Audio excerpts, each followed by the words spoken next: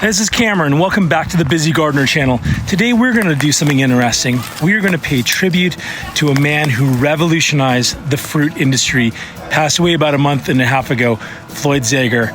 He is the father of the Pluot. Let's get busy.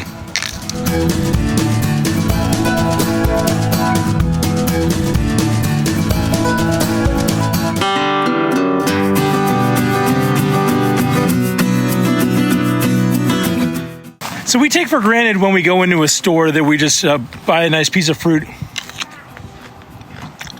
Tasty, juicy, very unique, flavorful. But the whole fruit industry went through a real glut as they were going to a more commercialized, high yield type things, many decades ago. The quality of the fruit was really suffering. Partly because they're having to pick it so early. And when you've got things like plums that only have a couple of week hang time max, that was causing a real issue. So when somebody would buy a plum at the store, they were getting something that just tasted nasty. It was mealy, it was bland. And Floyd Zaiger was a guy who worked in the orchard and nursery business many decades ago. And something that he started to do was to cross-pollinate different fruit in order to get new varieties of fruit. Now, you might not know this, but if you plant the seed like I have inside this flavor grenade Pluot, because this was pollinated by the flavor grenade and some other tree, this would be a distinct type of fruit. Think of it as two adults, two parents. And, we've got here these two Pluerries, for example. We'll talk about those in a minute.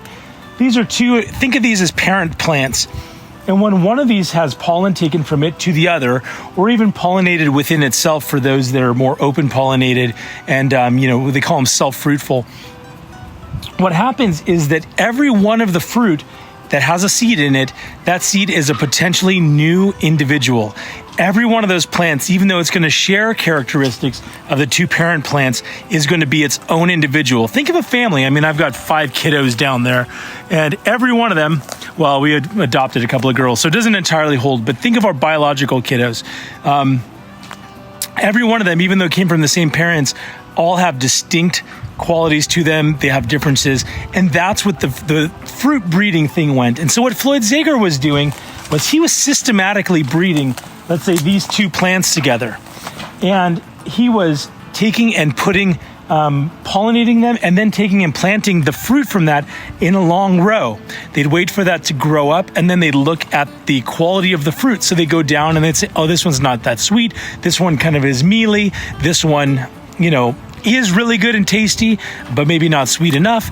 And so through doing this over and over and over, hundreds of acres, I think it is, at Zaiger Genetics, they come up and they find these diamonds in the rough that they consider for commercial propagation. And so they test them out.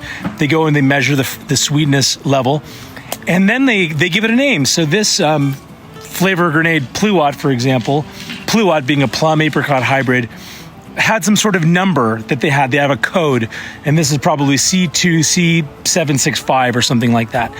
After they tasted it, they said, hey, let's call this flavor grenade Pluot, and that becomes its commercial name. Well, the reason I wanted to mention this was because Floyd, at the age of 90-something years old, just passed away, I think, a month or two ago, I think in June of this year, 2020. And what he leaves behind is an entire operation of first of all, a legacy and a method for creating fruit that is exciting, that is new, that is really tasty.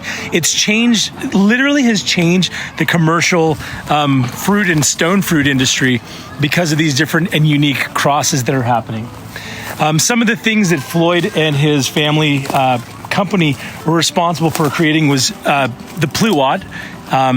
Many varieties, flavor grenade and flavor king and dapple dandy, all of these different Pluots where it's mostly plum with some apricot parentage. They also have Apriums, which is mostly apricot with some plum parentage. They come up with the picotum, which is peach apricot plum. They come up with this beautiful Spice Z nectaplum, the Z for Zaiger, even though they spell it Z-E-E. Look at this gorgeous ornamental foliage over here. beautiful purplish leaves. And the fruit itself, I wish there was one still on here. I think I took them all down. Lucky me, sometimes I find one that's still hiding, but I think the very last one is sitting on my counter. Anyway, so he's got those going. And then I look over here and we've got now Pluerry. Pluerry is the plum cherry, where it's mostly plum with some cherry parentage, like these candy, oh gosh, is it Candy Heart Pluerry? Is that what this one is? Candy Heart, which is next to the Sweet Treat. Look at these little guys. Mostly plum, but also, again, mixed with parent. They crossbred two parents. Oh my goodness, my goodness. It's so sweet and flavorful. Yummy little snacks.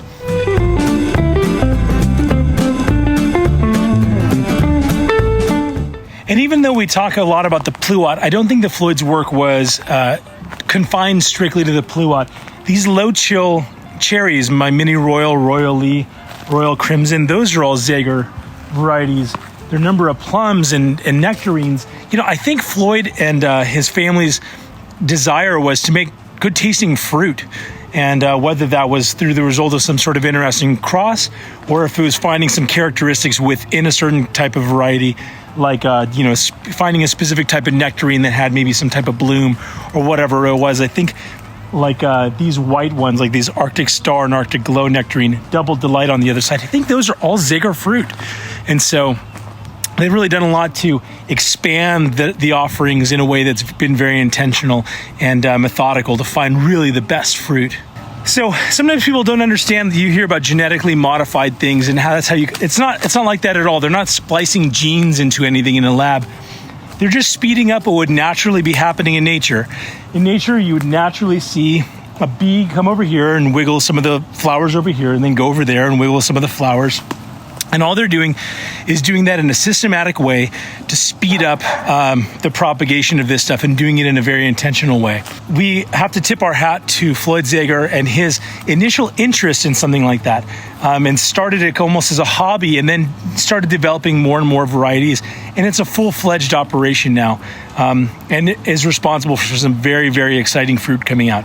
Something that you might find interesting, that I really found interesting, because I've gotten a little bit obsessed with trees and I also like reading, is this book called The Perfect Fruit, Good Breeding, Bad Seeds, and the Hunt for the Elusive Pluot. And this gives some of the story of what the Zaigers did and what they experienced, what the fruit industry was like, some of the challenges that were there. And I found it to be very, very interesting. I know people like Charles Malki have had an opportunity to meet Floyd before he passed. And I'm just sad that I didn't get an opportunity to do that. But yeah, if you're interested in this kind of all of this stuff, this is a really wonderful book, written a lot of narrative. It doesn't read like a textbook. It's really interesting. And if you haven't tried a Pluot or a Pluerry or an Aprium or a plum, well, I guess he wasn't responsible for plum cots. That's a separate thing. But I encourage you to go check out and see about planting one, or next time you're in the store, if you see a Pluot, know that Floyd Zaiger likely came from Floyd Zaiger's operation. So as you take a bite of that and you taste its goodness, just kind of also tip your hat to Floyd and the work that he did. Anyway, this has been an unusual episode of The Busy Gardener, but I thought you might find it a little bit interesting, a little bit of a textbook lesson. But it's exciting, the stuff that's going on with fruit, and we get to be the beneficiaries of it. This didn't exist 100 years ago. This guy, Luther Burbank, was doing some different crosses of different stuff, but nothing quite in the way that Floyd Zaiger ended up doing. So you look at this, about, I think 2/3 of the fruit on this row over here are all Zaiger varieties. Floyd, thank you. Rest in peace, my friend. Appreciate you. Appreciate you for watching this video. And yeah, if you'd like to subscribe, would love for you to do it. If that's not your thing, that's okay too. But if you do, hit that notification bell. And I'd love for you to hit the like button, because that makes me feel oh so good. Hey, whether you've got one interspecific hybrid planted in your orchard or 500, until next time, stay busy.